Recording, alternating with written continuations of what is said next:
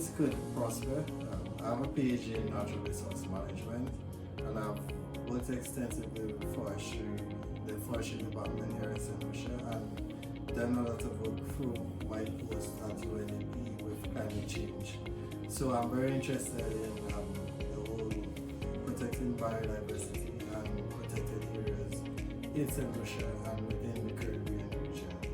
So my name is Monique Calderon. As a fisheries biologist, having good data and readily accessible data is very important for us to be able to make management decisions and also give recommendations to our policymakers. So I believe that what CPAG is doing right now with all of the biodiversity tracking tools and protected area tools, it'd be very, very important and very essential for us as Caribbean nations for gathering the data and having a central repository so that we can not only make national decisions but also make regional decisions and basically just have better information flow between the islands so that we can preserve what it is that really makes us who we are. My name is Edmund. I am from St. Lucia. I am a Sustainable Development and Environment Officer with the Department of Sustainable Development. For me, and my responsibility is for biodiversity and biosafety. For me, biodiversity is important because biodiversity underpins all life.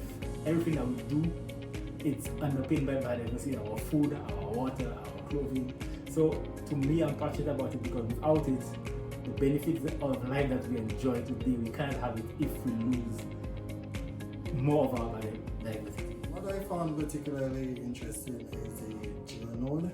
So I think if, for example, you can collect imagery that is not geotagged or georeferenced, and you could then put a reference to that and use the historical images that you have so that you could create a time series of the geotagged photos, so you could see the progression over time as to how a natural resource has been deteriorated or is deteriorating currently. I think it would give more evidence to what persons are speaking so that one could recognize the need to urgently address certain situations because you could see that time series of a particular change.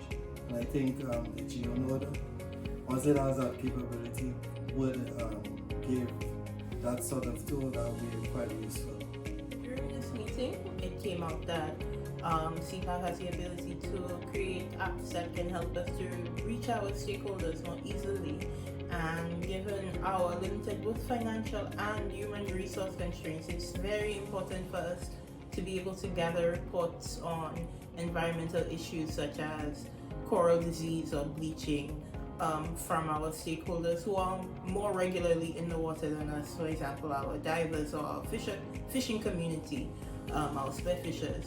So it would be very important for us to have some tool where these resource users can actually identify on their own when there are issues and report it to us and to the wider region, so that we're all aware of what's going on and can help us to make better decisions, how to manage the issue, how to attack the issue, and also foster collaboration, because then it wouldn't just be in St. Lucia.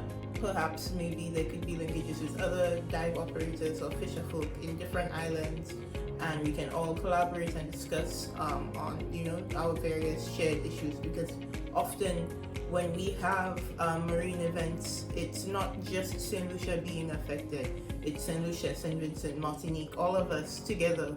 So it's I think it'd be very cool for us to all get that information and then have it located in a central place where we can all witness it, we can all discuss it and work together to create solutions. A lot of times we build these wonderful platforms and they just go unused. I think a solution to that could be is to target individuals within agencies and organizations who already have this passion for data. I believe that if you could identify these persons, it will be easier because that's something that this person would be willing to do. It's a passion for them. So to them, it's like, you're making me deal with data, what I love to do. And a lot of times you have persons in agencies who like data, but they're not associated with data. So if you could identify them and pull them in onto these projects and to get them to use this platform, I think that would go a long way in solving our problem of utilizing and uploading data on some of these platforms that we develop. I think CPAG has the potential to fill some of the critical data gaps here, not only in Senegal, but what I've noticed in the Caribbean. For example, we need to frequently map our natural resources, and for example, the mangroves, which the areas will fluctuate on a yearly basis. So there is a constant need for up-to-date data, especially within the spatial environment.